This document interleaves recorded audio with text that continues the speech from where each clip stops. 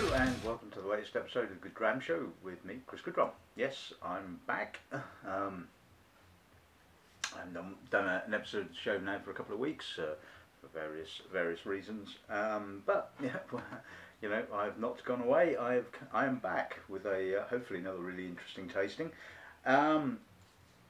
So this afternoon we're going to be looking at Old Pulteney. So I'd like to say a big thank you to the distillery for kindly sending me some samples, including new make. Now I know the distillery were a little bit about sort of sending me some new make. They probably thought I might say something unpleasant about it, but you know, we hope it's good spirit, and we know that Pulteney released some nice whiskey. I mean, you know, high points have included things like the 30-year-old, definitely the 40-year-old, which you know was my whiskey of the year a couple of years back, which was absolutely stunning, it has to be said. But on the flip side, they have had their off moments, shall we say. You may well remember a bottling called Road to the Pole. Yeah, that wasn't good. That was not good at all. Certainly a low point, if there was ever to be any low points from that particular distillery. But you know, okay, we'll kind of forget about that. I mean, everybody's entitled to, shall we say, one error. And hopefully there will be no errors in this afternoon's little tasting. So, like I said, I mean, the distillery were probably a little bit apprehensive about sending me a sample of the new make. So hopefully my tasting won't disappoint them, and they'll be quite happy and say, yeah, that was a pretty good idea to send him a sample. So I think I've yabbled about Old Pulteney in the past. So we'll just cut to this afternoon's little lineup then, shall we?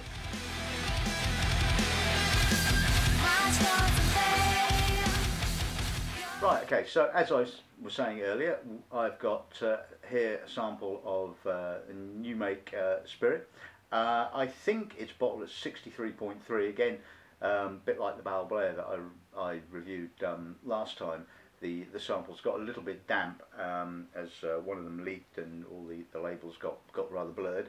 But I think it's 63.3, well, if not, it's certainly there or thereabouts. The next bottling we'll be looking at was released in 2003 and it's called Navigator, bottled at 46%, a vatting of both American oak and sherry cask.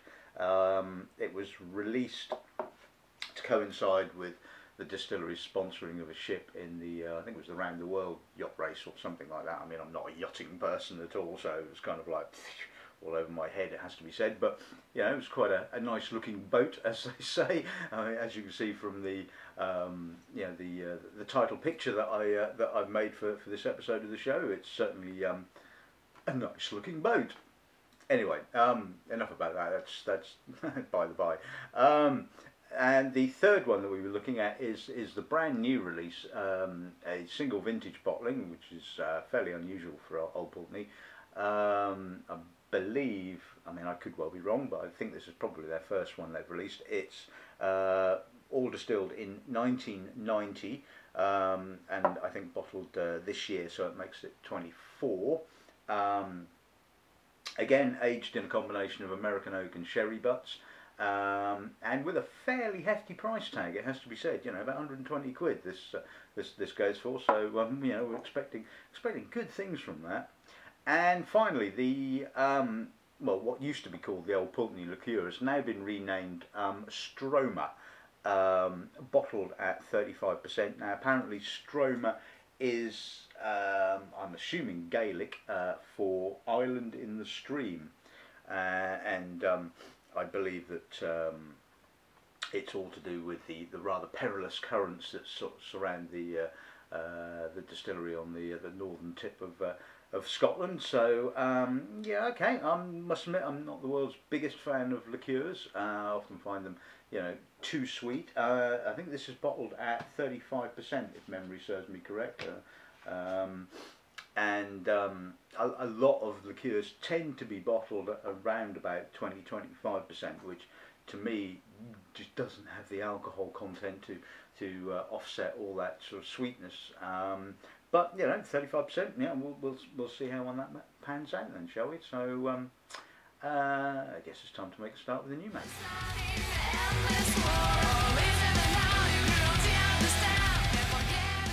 Right, okay, so new make Old Pulteney. Now, yeah, again, I'd like to say a really, really big thank you to the distillery, because, you know, I guess there's very few people outside of the actual distillery ever get the opportunity to taste this kind of stuff, because I know that obviously, you know, it's not released like I said when we were talking about Belvedere. You know, there's very few distilleries are happy with releasing their new make spirit. So let's see what the nose gives us then. That is absolutely lovely. It really is nice. It's obviously got the oiliness of new make spirit, but it's not. It's really clean, really crisp. Little bit of biscuitiness, some maltiness, a little bit of floral notes. Really, really elegant. A little bit toasty. But it's got this wonderful cleanliness. There's no real. I mean, like we were saying, you know, some of the new make spirits can be really, really heavy and have a lot of impurities in them, which is, you know, what happens. And as you know, as a whiskey matures, the impurities tend to get sort of like, you know, removed by the cask. But this is really fresh, really clean.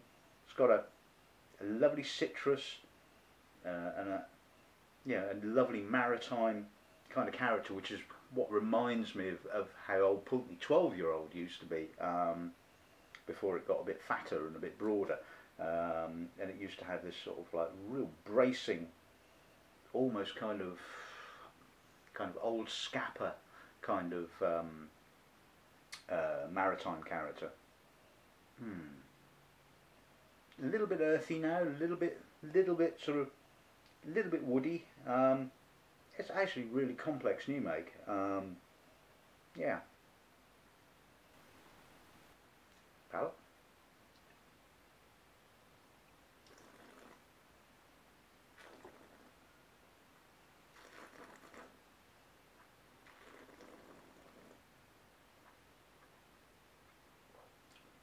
Obviously very alcoholic, 60-odd%, quite. But again, it's got a lovely cleanness to it, or cleanliness I should say. A little bit of malty biscuitiness, a little bit of woodiness, slightly spicy on the finish. Again, fresh citrus, maritime kind of note. Lovely, lovely malty biscuity finish as well. That is really robust. I mean, that shows that sort of like, you know, Pulteney, or the basis for Pulteney is a very robust malt. You know, give it some good wood and some time, and you get some wonderful spirit. You know, give it some not so good wood and time, and well, yeah, okay, we're not going to go there. But I think really, really interesting. Let's put a little drop of Highland water with it, and see if that opens it out and brings about any changes. So as you can see, it gets a little bit more oilier. You can see the sort of the oils separating out a little bit. It's a lot more new make in character now, a lot oilier, but still got that sort of lovely freshness, citrusness, and a little bit more perfume.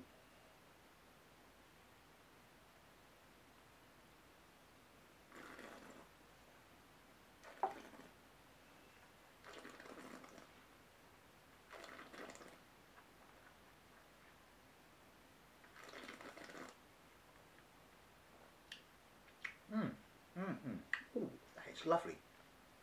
A little bit more oilier now, heavier, but still has that sort of lovely citrus character. Really malty, biscuity finish again. That is actually really, really drinkable. Maybe you ought to release this. Do a little bottling, you know, a little 20cl bottle, you know, new make Pulteney spirit, you know. Something for the marketing guys to think about. But that is really, really drinkable. I mean, and like I said, I mean, I've tasted a lot of new make, which is, you know, nigh undrinkable. But that is absolutely gorgeous.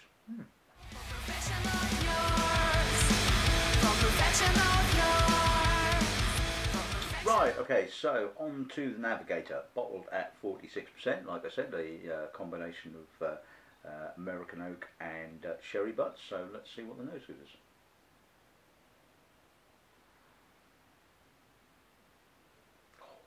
Oh, lovely, really fruity.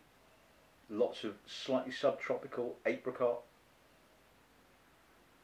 dusty pineapple. There's some maturing American oak. It's very American oak led, shall we say. There's a touch of dried fruit, a little bit of that sort of almost kind of refill sherry freshness. Certainly, it's really nicely balanced, I think. A little bit of malt, a little bit of biscuitiness. It's actually a really nice blend, or vatting, as I should say. There's obviously some mature spirit there. Probably not a huge amount, but there's a bit. Probably of around about mid-teens, maybe. There's obviously some younger spirit, which gives it a bit of freshness. Nicely maritime, really clean.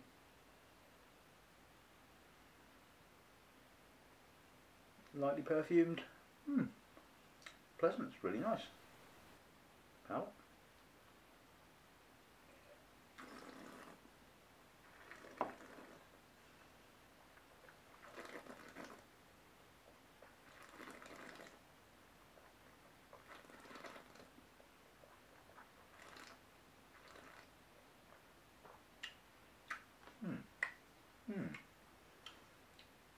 Palate's a little bit the other way round to the nose in actual fact, kind of quite malty, again really quite dense, leads off more with the sherry component, with the dried fruit, and then on the finish you get the lovely creamy American oak, little bit of dustiness which kind of obviously seems to hint at some maturer spirit in the blend.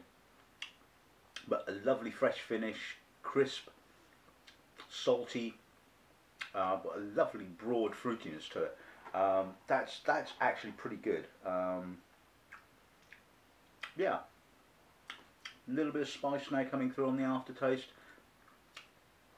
but that is a robust malt.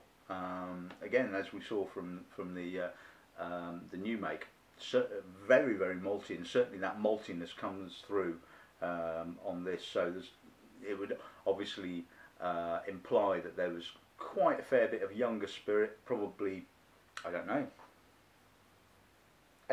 8 to sort of 10 maybe. I don't know. It's always difficult to tell with no age statement vattings, but there's definitely a little bit of a mature element to it, and there's obviously some nice freshness. So I think, you know, all in all, that's really well balanced.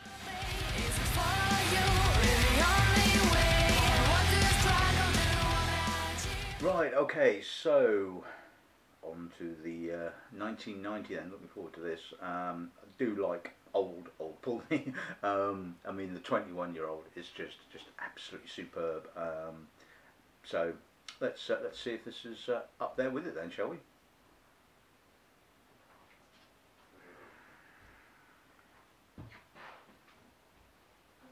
Oh, that's a lovely nose. Dusty, malty. Obviously some really mature American oak coming through, along with some violety notes, some dried fruit, that slight sweet Parma violets, a little bit of smoke, a little bit of peat, sweet, very sweet peat, plenty of barley. Very full, very rich. Sherry is quite sweet in actual fact. That sort of lovely, dark, slightly toffeed, raisinated fruit. but the American oak and the sort of like the maritime character really freshen it, and I think that's the key with Pulteney. Certainly when they use sherry casks, is that the spirit itself has this lovely inherent freshness, which kind of sort of offsets the sort of the richness of sherry casks. Oh, that's lovely. That is really mature, really dusty, old, but still really, really vibrant. Lots and lots of life to it. That stunning, stunning nose, absolutely gorgeous. Probably not quite as good as the 40-year-old, obviously, but you know, it's pretty damn close. Oh.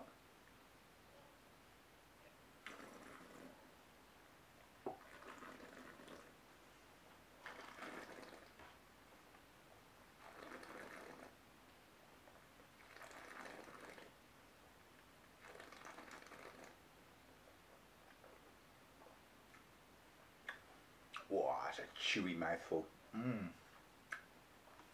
Like the Navigator, it starts off with the emphasis on the sherry fruit, the rich, dark, treacly, chocolatey, dried fruits, and then the American oak comes through with a little bit of cream, a little bit of vanilla, a little bit of that sort of dusty, sawdusty old American oak character. But all the while it has this lovely freshness, a little bit of earthy character, a little bit of peat, some coffee again, lovely sweet spices in the finish. That's got a sort of a darker kind of element to it, probably a little bit more, I would guess, in the way of sherry cask going into that, but oh, the balance on that is absolutely fantastic, and real fresh maritime finish. You know, you almost feel the salt kind of, you know, coating the tongue. A little bit of Palm of Islay. But that is full. That's really malty. That's rich. That's good. That's good stuff.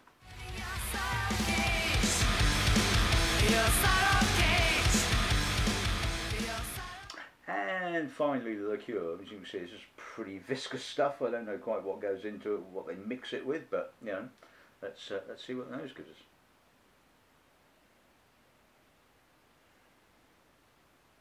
There's a lot of youthful spirit in that, I can tell you.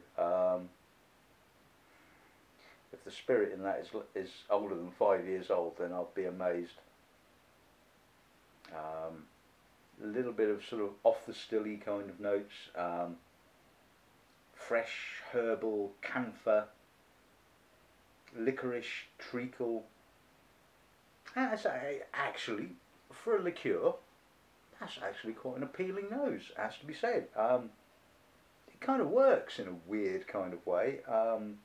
You have all this kind of like youthful, spirity character, which is kind of like crashing through all this kind of honey and licorice and treacle and stuff like that.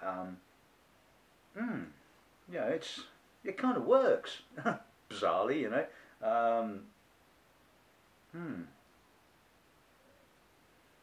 And it does. It's that sort of obvious youthful spirit kind of note character that is kind of, you know, stopping it being too sweet.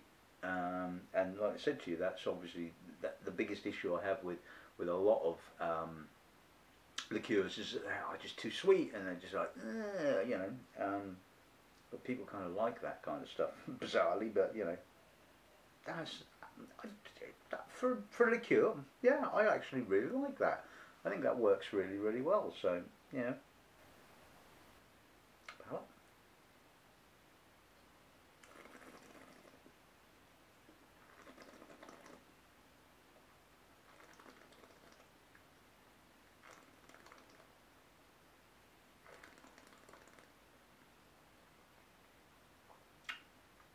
Pretty viscous stuff. Treacle, burnt coffee, honey. Quite sweet, but the spirit is kind of young and arrows through it. It kind of finishes quite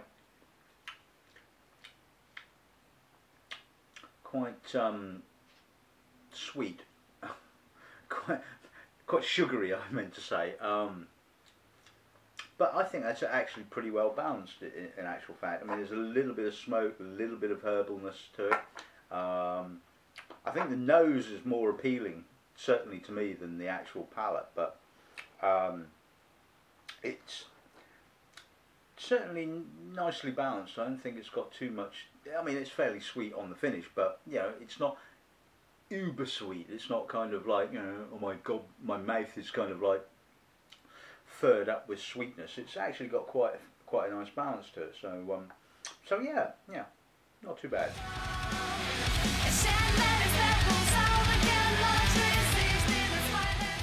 Right, okay, so let's sum this little tasting up then. I had a pretty good tasting in actual fact. I think quite successful. I mean, I think the new make showed, you know, Pulteney to be, you know, a nice, robust, quite malty spirit, but with, you know, a nice citrusy kind of balance to it. The Navigator, yeah, really nice. I think again, and I think this is